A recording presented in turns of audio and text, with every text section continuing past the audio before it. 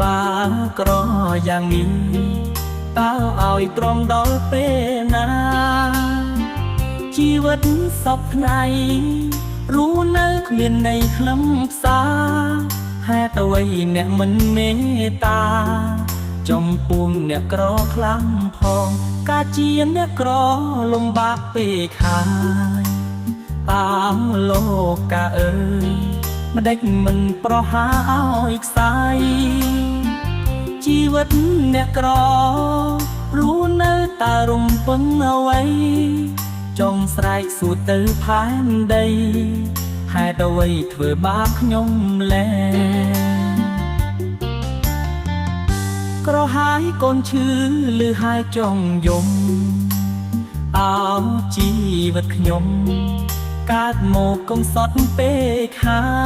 យធ្វើការ